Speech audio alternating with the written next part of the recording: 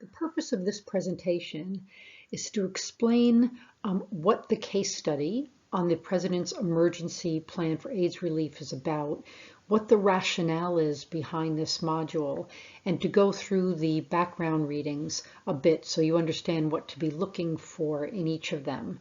And I just want to say that I have tried to respond to some of the comments that those of you who filled out the mid-course survey made, which was that there was too much reading in the course, which I understand, especially in these trying times. So I've limited the required readings to 4 for this week, 2 videos and 2 articles, 1 article and 1 report. The first video is about 15 to 17 minutes. The article by Ben David should take about a half an hour to read.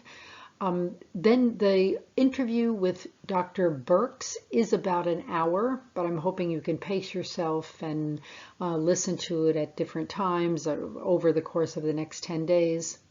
And then the report on from the Office of the Inspector General looks longer, but actually you only have to read 20 pages. About 10 to 15 pages are annexes, and you don't have to read those unless you have an interest in doing so.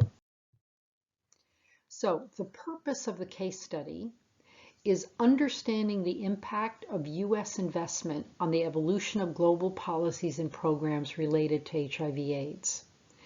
And the background materials track this major foreign aid program called the President's Emergency Program for AIDS Relief, or PEPFAR, at various points in its development. First, its establishment, and that's the video with Senator Frist. The second is an analysis of the strengths and weaknesses after about 10 years in. That's the article by Ben David. The third is a conversation with the coordinator in 2019. That's the interview with Dr. Burks. And the fourth is a report by the U.S. Office for the Inspector General for the Department of State in 2020, which is looking at very specific points or aspects of PEPFAR. And as I said, the goal of the module is to help students understand how a program evolves over time, particularly with regard to important principles of global health and foreign assistance. And the 2 principles on which we will concentrate are country ownership, meaning country ownership in the design of programs and the setting of objectives and targets, and localization, meaning the use of local organizations in program implementation. So just a little bit more on these 2 key principles.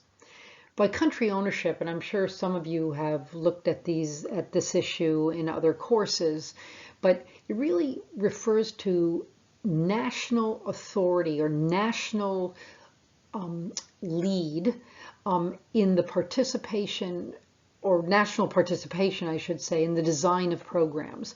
So setting the objectives, setting the goals, identifying the targets that will be reached. It also refers to national lead in the implementation of these programs, deciding where they will be implemented, how they will be implemented, and at what pace they'll be implemented. And the third is the capacity, national capacity, to monitor, evaluate, learn, and improve interventions. There are many aspects to country ownership, but if you keep these 3 in mind, you'll understand the background materials and where this is all leading. Now, localization means the implementation through local organizations, so that local organizations would manage, would do the reporting, and would do the evaluating on program interventions. And the emphasis is on capacity building of these local groups, including both government departments, but also non-governmental organizations. And this is linked to country ownership because it's, again, even though you might be supporting civil society organizations, it's building the national lead and national determination of where these health programs would go. So now, what to look for in the background materials. The first video, Delivering Peace Through Global Health Policy, is a TED Talk, basically, by Senator Bill Frist. He was a senator at the time PEPFAR was established.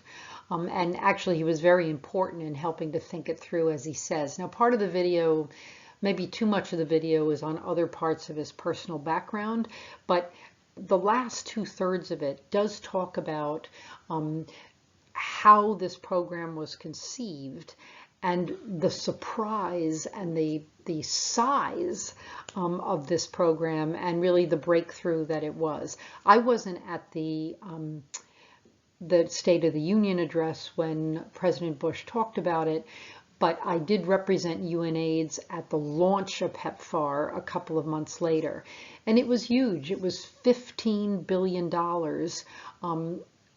dedicated to HIV/AIDS after a long period where the US was giving very little to global efforts to stem the HIV/AIDS epidemic. So listen to what the original goals were, what was behind President Bush's establishment of this program as you listen to Senator Frist. The second is an article on past and future performance, PEPFAR in the landscape of foreign aid for health. And I want you to pay specific attention to what are indicated as the initial challenges and the reasons why PEPFAR succeeded, because the ideas of country ownership and localization or not will come out in that section of the article. And then the price of success and what Ben David is suggesting about how the program should go forward in the future, because this will be important when you listen to the interview with the court. So the third background material is a video, an interview with Dr. Deborah Birx. Now, most of us know Dr. Birx these days because she's a very important person on the President's task force for the coronavirus, but she was actually seconded to that role from being director of the Office of the Global AIDS Coordinator, or OGAC, the director of OGAC. She is the Global AIDS Coordinator. That office was actually created after PEPFAR, so that PEPFAR is very associated with the Bush administration, although it survived now a couple of presidents after Bush. But Global AIDS Coordinator was a more neutral term or different term than PEPFAR, so that it would be able to transition from the Bush administration to the Obama administration. But I want you to listen carefully to what Dr. Birx says about country leadership. She talks a lot about that, about how country operational plans are developed, or COPs. These are referred to as COPs in her talk and in the report of the Office of the Inspector General, and the role of local versus international implementing partners. The fourth background material is a report of the Office of the Inspector General of the Department of State, and it's called the Audit of the Department of State's Coordination and Oversight of the U.S. President's Emergency Program for AIDS Relief. This report was generated by complaints from PEPFAR offices in the field, in countries, about how OGAC and how the Washington office of PEPFAR was running PEPFAR. And the complaints were very specifically about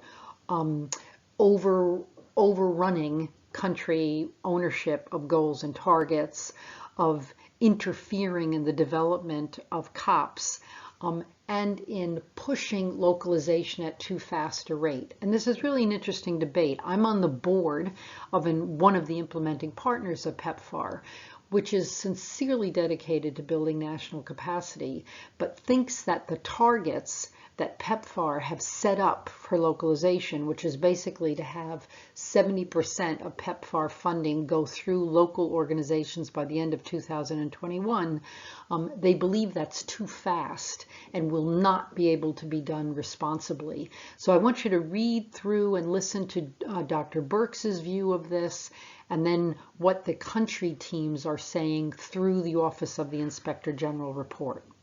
The Office of the Inspector General report is a public document, but it's brand new and not that well known, and I'm really glad we were able to have access to it for this case study. So what do I want you to do in the discussion post? I want you to write 500 words describing the differing perspectives on the extent to which PEPFAR and the Office of the Global AIDS Coordinator are committed to country ownership and localization.